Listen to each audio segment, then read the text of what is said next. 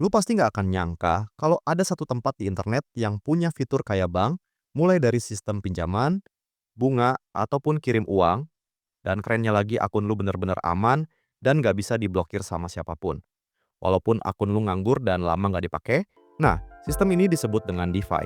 Jadi, DeFi itu singkatan dari Decentralized Finance, alias sistem keuangan yang nggak dikontrol sama bank atau lembaga keuangan tradisional manapun. Nah, biar lebih kebayang, gue bakal kasih contoh sehari-hari. Bayangin lu ikut arisan, biasanya ada ketua yang nyimpen duit, terus giliran orang dapat duitnya ditentuin lewat undian. Tapi di DeFi, arisan ini nggak punya ketua. Dan semua duitnya dikumpulin di kotak digital yang dipegang sama smart contract. Dan ini nggak bisa diubah seenaknya. Jadi lu nggak perlu takut kalau ketuanya kabur bawa duit arisannya. Bedanya, di DeFi nggak cuma arisan doang yang bisa lu ikutin. Tapi lu juga bisa nabung dan dapat bunga. Atau minjem duit dengan jaminan koin lu sendiri, atau tukar koin langsung sama orang lain tanpa lewat broker. Dan semua ini bisa lu lakuin dari HP, asal ada internet. Waktu gue pertama kali nyoba DeFi, rasanya kayak aneh banget. Masa iya gue bisa minjem duit sama orang random di internet, tapi nggak perlu ketemu dan nggak ada bank yang jadi perantara. Intinya, DeFi itu kayak dunia paralel dari sistem keuangan yang ada. Di dunia nyata, misalnya kayak bank, lembaga pinjaman, di DeFi itu semuanya diganti sama aplikasi blockchain yang nggak punya bos tunggal, dan kerennya lagi, semua orang bisa punya kesempatan yang sama buat ikut. Jadi, kalau di dunia nyata lu butuh rekening bank atau KTP buat bisa minjem duit, tapi kalau di DeFi, yang lu butuhin cuma dompet kripto dan koin lu sendiri. Gimana simpel kan? Tapi ini baru awalnya doang bro, gua sengaja bikin simple biar lu nggak pusing. Dan buat memahami DeFi.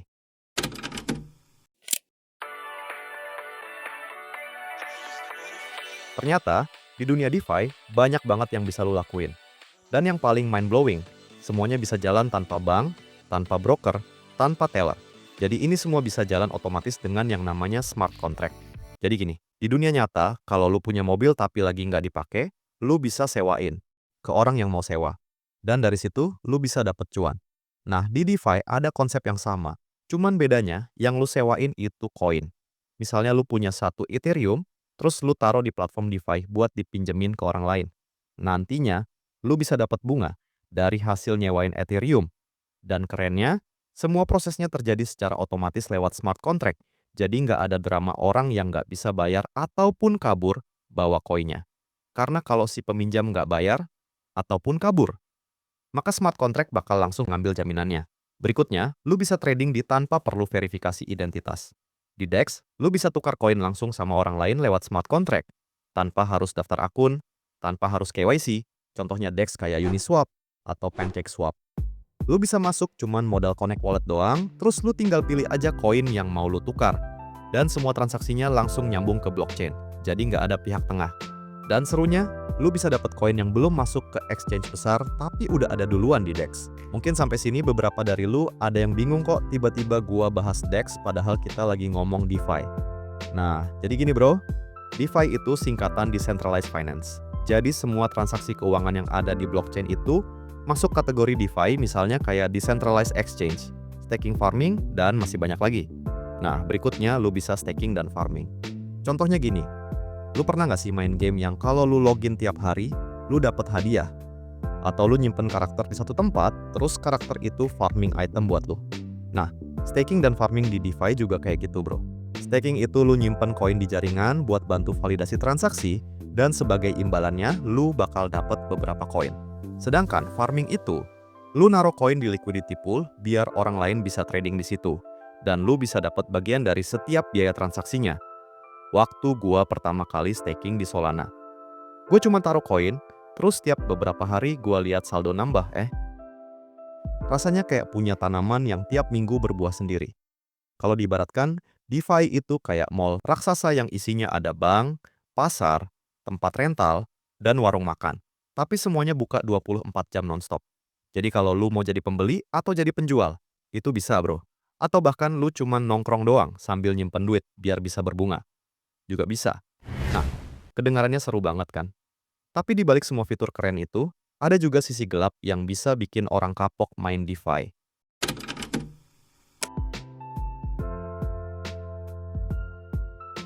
Nah, Sekarang bayangin lu ikut arisan di kampung. Semua orang udah setor duit. Giliran lu sebentar lagi, tiba-tiba ketuanya kabur dan bawa semua duitnya.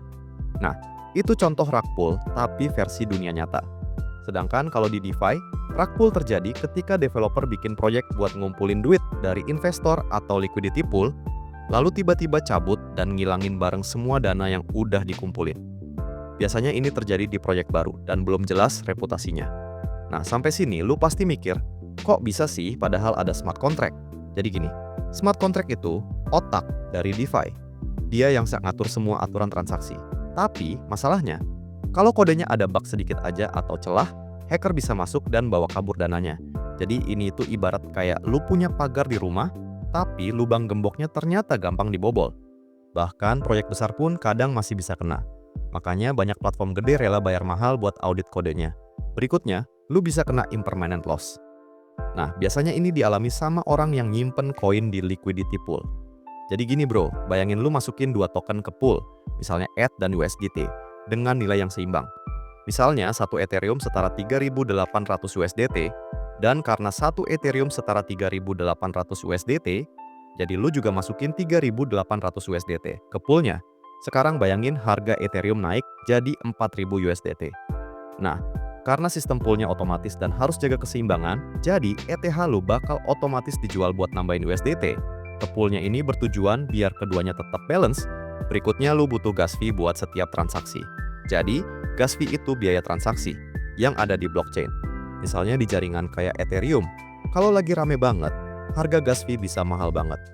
Makanya banyak orang pindah ke blockchain lain yang gas fee-nya murah. Jadi gas fee itu bisa diibaratin kayak biaya admin buat setiap transaksi.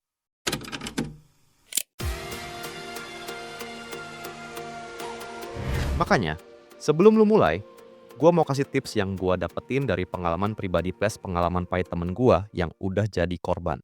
Nah, pelajaran yang pertama, lu harus selalu Dior. Dan jangan pernah ikut-ikutan orang cuman karena FOMO atau takut ketinggalan.